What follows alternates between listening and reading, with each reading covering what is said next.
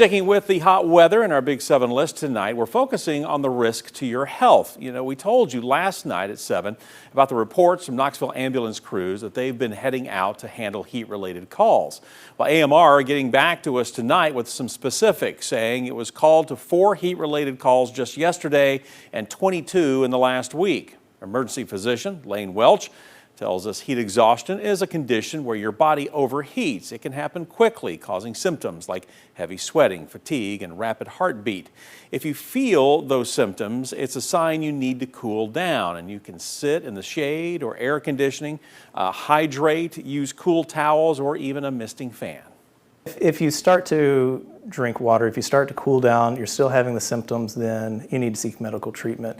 The other more worrisome thing is heat stroke, and that's when you start to have more neurologic complaints. You can have stroke-like symptoms, you can pass out, your heart rate can elevate even higher, and you start to notice confusion or delirium, and that's when you need to call 911. Some age groups are more at risk of heat-related illnesses, such as children and elderly adults. The heat concerns prompting a big response also from organizations that serve your neighbors in need. Today we found an example in Anderson County where the county's United Way and the group Aid to Distressed Families of Appalachian Counties have been collecting and handing out fans to help keep cool. Now, both organizations say people have been reaching out to them in need of fans. Today, the box fans were going out just as more were being donated. In fact, just the distribution post was down to its last fan today. A local business stepped in to help out. Well, anything that we could do to provide a little bit of relief to those in need in this heat. As you can see, we're outside right now and we're all hot.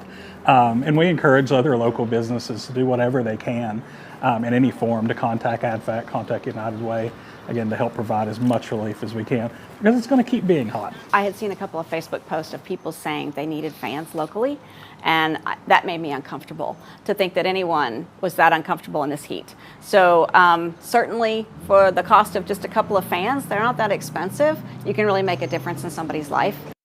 You know, both United Way and ADFA are still receiving donations and will continue distributing them. Fans can also be picked up at the Anderson County United Way office or at ADFA's location, which is in Oak Ridge. You know, we told you yesterday about TVA going back to normal after the power system faced extra pressure earlier this week. Today, the utility put some numbers behind that. According to a post, temperatures across the TVA system reached an average of 96 degrees yesterday, causing a spike in the demand for power. TVA says at around 5 our time yesterday evening, power demand peaked at over 31,000 megawatts. The group is still asking the public to do its best in reducing energy use during this time.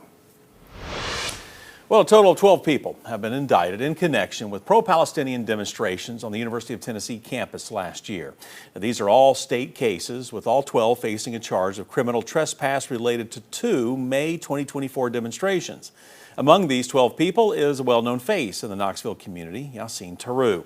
The Yassine Falafel House owner was one of several demonstrators who was taken into custody last year. Taru filed a complaint against UT police following his arrest, claiming, well, existing nerve damage in his arm was exacerbated by arresting officers. At the time, an internal UTPD investigation deemed the complaint unfounded or exonerated. Answers tonight about a scary roadway encounter. A man is facing charges after a motorcycle crash in the Great Smoky Mountains National Park. Now, according to the indictment, Hunter Cantrell was test driving a Camaro on Foothills Parkway when he hit a motorcycle, injuring the passenger. We're told Cantrell continued to drive after the crash. Now, according to Blount County deputies, Cantrell was driving on a suspended license and hit speeds up to 98 miles an hour. Cantrell faces charges of reckless driving as well as other federal traffic violations. And following up tonight on another big story for you, we are getting an update on the Knox County Sheriff's deputy who was hospitalized after being injured in Powell over the weekend. You know, as we've reported, Deputy Dalton Swanger was hit in the head with a rock Saturday night during filming for the TV show On Patrol Live. The last update from the Sheriff's office, he was still in the ICU. We're told there are now more restrictions on visitors so that he can get some rest. In the meantime, Christopher Hensley is charged with attempted second-degree murder and aggravated assault on a first responder in connection with Deputy Swanger's injuries. And while in court this week, his bond was set at more than $2 million, and a preliminary hearing was set for August 20th. Well, tonight we're learning about a Granger County teacher arrested on a domestic assault charge. Robert Sykes is accused of punching his girlfriend in the face and then using a truck to drag her through the yard as she was trying to gather her belongings to leave the vehicle. Sykes teaches at Washburn School and, according to the school's website, is a math teacher for 5th and 6th grade students. Records also show he is an assistant coach for the school's baseball team.